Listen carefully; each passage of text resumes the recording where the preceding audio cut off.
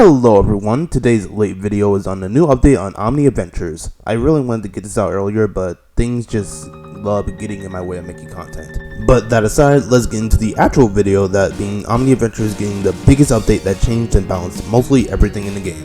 That came out almost 2 weeks ago. Again, my bad. Anyway, what was added in the update consists of one new raid, technically 2 raids, multiple balance changes including actual M1s to certain aliens that needed it, new aliens that obviously being the Andromeda 5, review on those aliens later in the video, or if you want, you can skip ahead to that section. And a lot of general stuff added and or nerfed or buffed, both which I pointed out in my original video and what in general needed changes. And one of the best parts about this update is how they finally nerfed the Echo.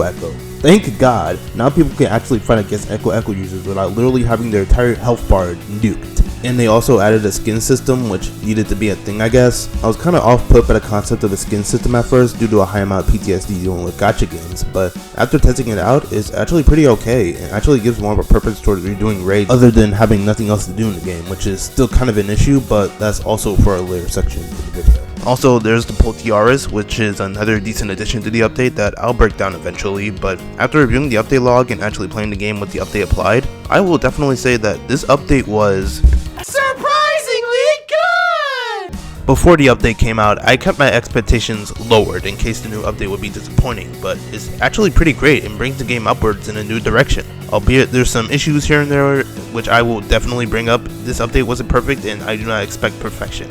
But with reviewing the update log out of the way, let us get into the nitty gritty of the changes by getting into the positives.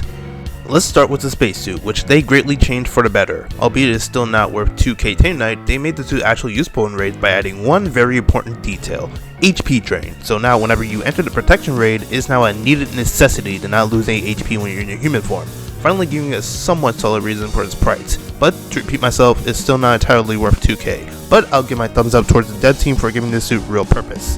And speaking of in-game prices, another plus towards the update is that they buffed the price of recalibrating the Omnitrix, increasing the price from 500 to 1k, finally giving the concept of recalibrating the most powerful device in the universe some damn respect.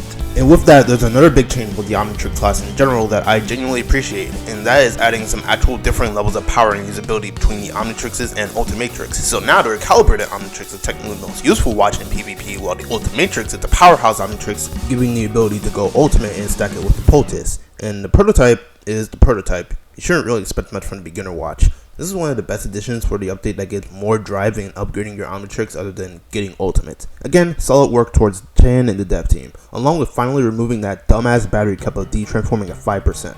It was so nonsensical and weird to have the superior Omnitrix have a battery cap, yet the previous inferior version doesn't. It should have been the other way around, but I'm just glad it's gone completely. Let's talk about the new raid added in the update, which is really just the best raid currently in the game, both in its effectiveness in grinding money and keys, and it's one mechanic that really stuck out to me. When you reach the 8th round, you'll encounter Terraspin in its shell form, and if you don't kill him within the amount of time required, you alongside 80 party members die instantly. Now the execution for this roadblock is kind of a bit nonsensical, just by a bit, considering the obvious fact that Terraspin not only has nothing AoE wise to just kill everyone instantly in the raid, and the game doesn't give you a good reason for dying other than LOL, you just died, and to point out the obvious that Terraspin isn't a walking bomb, unlike a certain other alien. But the idea of it is still very well appreciated to add in the raid, and whoever in the dev team added this idea has some very decent creativity, but a better way to implement this better would be to have it where if you don't kill Terraspin, you just don't get the DNA and you continue for the raid.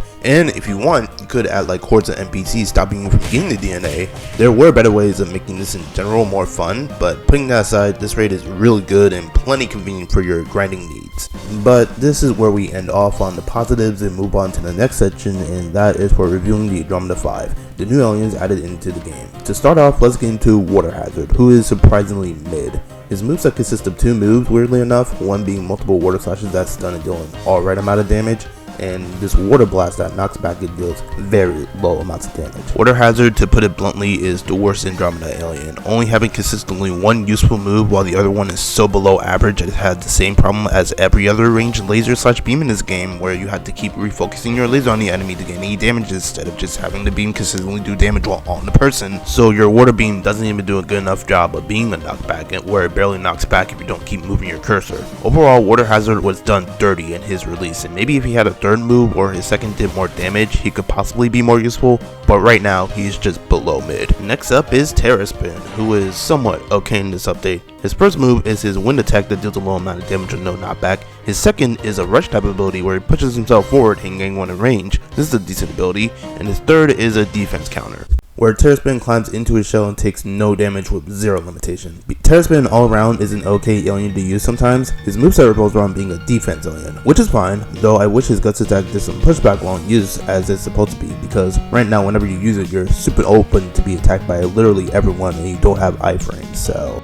But pushing that minor issue aside, the biggest problem with Terra Spin's current kit is how I mentioned earlier in his shell form having no limitation on how much damage you can take, with you essentially having pseudo immortality. Now, I don't know if you notice about me, but when it comes to certain games, I kind of absolutely despise when a person has a certain ability that makes them take zero damage with no drawbacks that says certain people can easily abuse to make fights incredibly annoying and one-sided, and there's that problem with Terra Spin.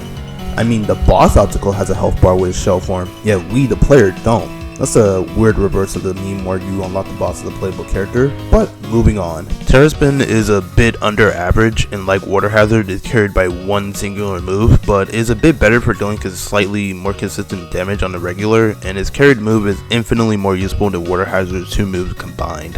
Now we have Amphibian, whom I've severely underestimated upon first playing because he's actually pretty good and somewhat unique with his base M1s being long-range electric balls of very considerable amounts of damage. His first move is a larger electric ball which deals a very good amount of damage, and his second is an AoE electric blast with a good amount of damage backing it up. Amphibian is a surprisingly decent to use alien with nothing big really holding him back and nothing contrived or stupid limiting or buffing his overall kit, so he's pretty alright. Up next is Armadillo, who was a massive powerhouse alien. I'll say overall he's a bit weaker than Humongosaur, but he's still somewhat of a beast himself with his moveset, with his first ability being a rush attack that if anyone collides with him they get knocked back quickly, and his second move is a ground pound that deals a high amount of damage, especially towards humans, or aliens with human levels of durability, and his last move is a jump boost that makes you jump high. I'm a little disappointed in this move because I thought it would be more of a get off me tool that knocks back and does a small chunk of damage, but for what it is, it's good enough. And the last on the Andromeda list is Energy, who is competing for best Andromeda with Armadillo, and is pretty close. Energy honestly is one of the best aliens to use currently, with his enhanced durability, his eye damaging laser, and his self-explosion, which is my favorite move from Energy, mainly because it for some reason feels like a reference to The Boys.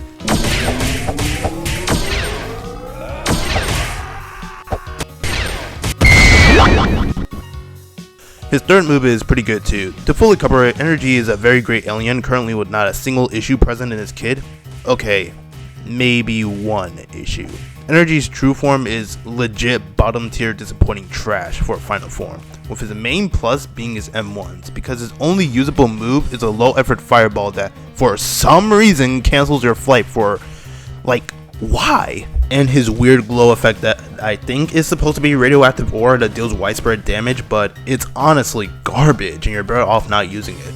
After reviewing all the new aliens added, I'll give the Andromeda 5 a 3 out of 5. Because only 3 aliens being Energy outside of its true form, Armadillo and Amphibian being consistently useful in PvP, while the last 2 are debatably close to one-trick ponies. And now we arrive at the last section of the video, being the negatives. As I said earlier, this update wasn't perfect, but at the same time, I do not expect perfection, so for anyone from the server watching this won't be too bad. Let's firstly and finally talk about the Potisari, which I found extremely underwhelming power-wise. Now, I wasn't expecting Ultimatrix levels of a power boost, but at the same time, I really wanted a noticeable buff, and the Poultice doesn't really give that. Like, for example, during a raid, I used the Poultice on Armadillo and it still took around 3 to 4 M1s just to kill a single NPC, and my moves were barely helping healing the horde coming from all sides. I feel as if the buff really only works out for the ultimates, mainly because they already deal a high amount of damage, and stacking the Poultice will obviously be overpowered.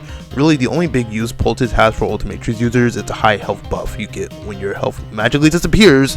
Oh, and speaking of, the health bars for this game are still janked beyond belief and are horribly inconsistent whenever you transform at all. Like, I'm surprised this is still an ongoing issue. I'm not a developer, but it certainly can't be impossible to just have the alien form health bar match consistently with the player health bar, or something of that caliber. The sheer fact that this is still a thing and the only players barely affected by this are Ultimatrix users with the Poultice is just criminal. But let's talk about the biggest issue with this update that I have been saying since the start of this video, The way big raid is nightmarishly annoying and highlights a big problem with one of the game's rarest aliens.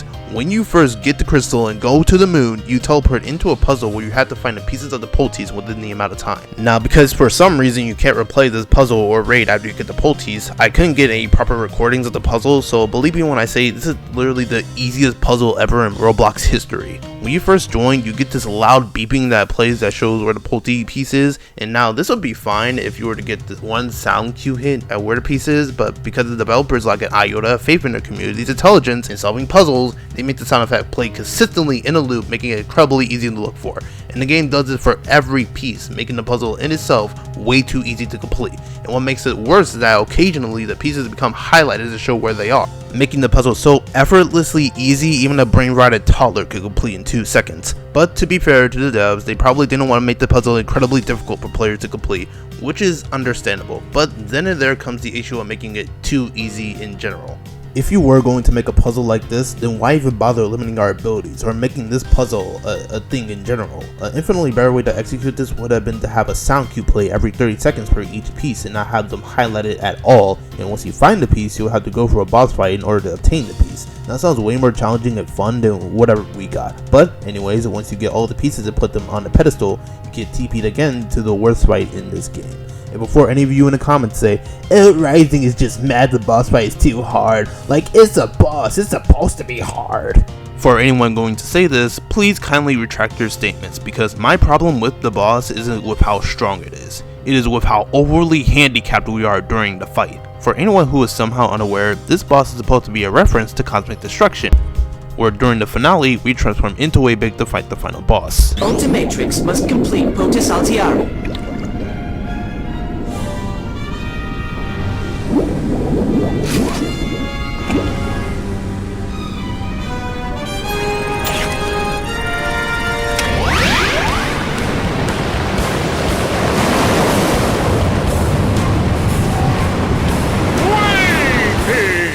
And that part was genuinely awesome, along with everything else in that game. The boss fight Cosmic Destruction is absolutely amazing. This one makes me want to blow up the universe in pure frustration. In Cosmic Destruction, you had a pretty good kit with a functioning laser and a good evasive counter to avoid unnecessary hits with a boss that was fairly strong but not incredibly overpowered. But in Omni Adventure, the boss itself has nearly every single advantage available, plus a way to deal higher damage with a better ranged attack, easily forcing the player back while we're forcibly stuck in the mud with a stomp that's virtually worthless both outside and inside this fight, and a laser that's also practically worthless in this fight because, as I said earlier, it's a universal problem where your laser doesn't consistently do damage. Where you can't avoid or block any heavy hits, the enemy throws at you, putting you in a situation where you lose a drastic amount of HP for no good reason. And for those not understanding why this is such bullshit, can you imagine yourself fighting, say, an Elden Ring boss like Millennia? Well, can you imagine fighting said Elden Ring boss that immediately runs up to you with no preparation on your end, and she immediately lands 5 HP crushing hits on you while you, the player, can barely move whatsoever, and then you just die in 20 seconds?